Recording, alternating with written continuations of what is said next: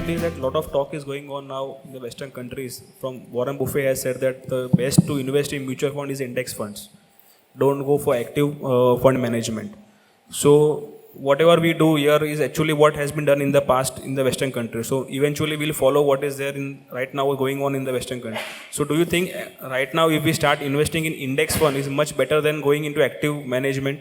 Because we have to, active management returns are not guaranteed. Plus there are charges we are paying. Plus there is SEBI regulation which comes time and again. Okay. So that part. Yeah. Your basic question is that, is it good to be investing in index fund from now on? No. And I'll tell you the reason. And I'll tell you the basis on which it is being told. Index funds will make inroads. Index funds will gain popularity. But that doesn't mean that they still have a case. When I look at, his fund, they do well sometimes, they do very well sometimes, and they do very poorly sometimes. But over a 10-year period, they beat the index by a wide margin. And what's that margin? Around 400 basis points. 4%. 4% looks very small number, but 4% in relation to 16% return is 25% more. You will end up having 25% more money. So that's the kind of margin. What these people, this is something which has been talked about. I am a strong believer that in India we still have to wait for 5 to 10 years for indexing to gain traction, or maybe more, or maybe it never happens. For the reason that most of these talks is being done whenever the markets do poorly, index does better than most actively managed fund, because they are simply more diverse. The small caps, mid caps, other things. And that apart, I think our indexes are very stupid. They are designed in a very flawed manner. They are designed more as a thermometer than actually a well-performing portfolio. They are supposed to represent every sector of this country, howsoever bad that company be. So we had MTNL, which was part of our Sensex. We had Great Eastern Shipping. We had only automobile company which was listed in the market, which was called Hindustan Motor, which was part of the Sensex.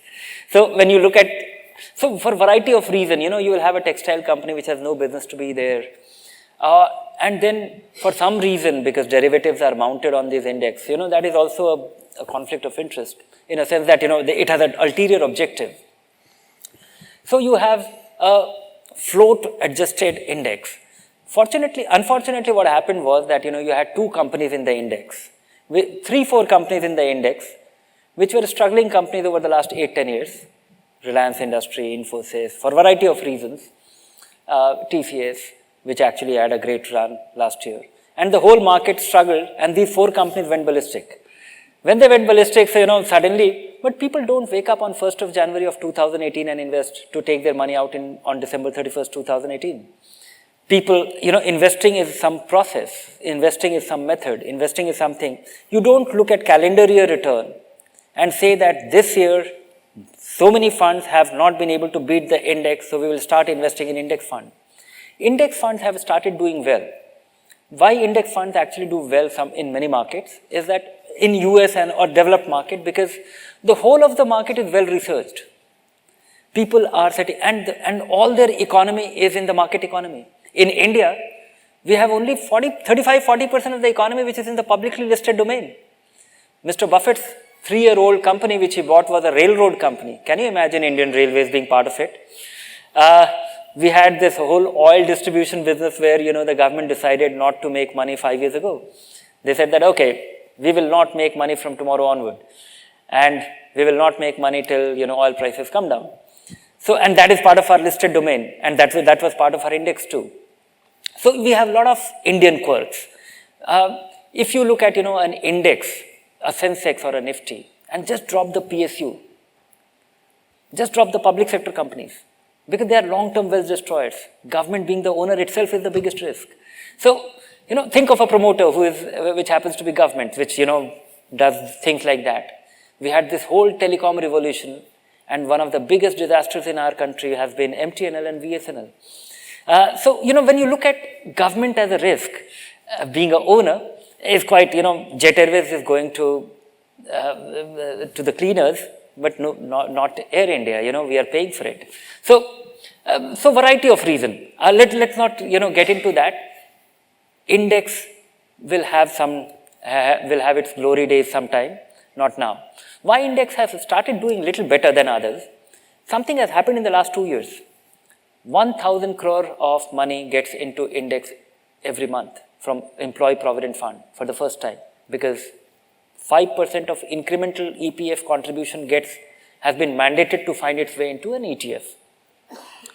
We have the national pension system, which has become mandatory for all state government and central government employees except West Bengal.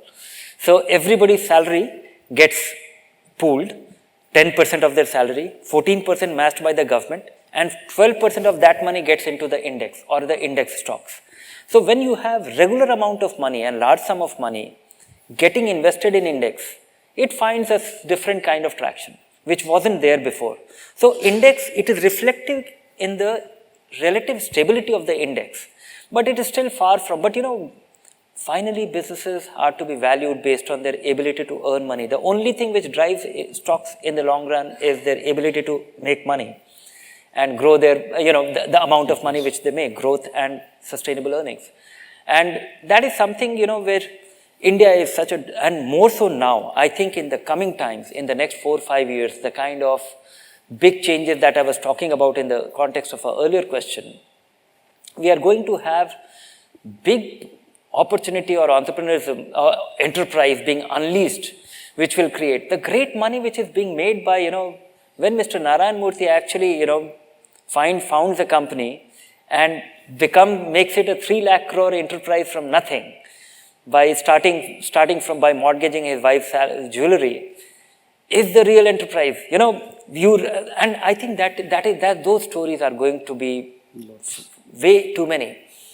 Spotting them, adding value, and even faltering on the way, losing, having your satyams and having some missteps.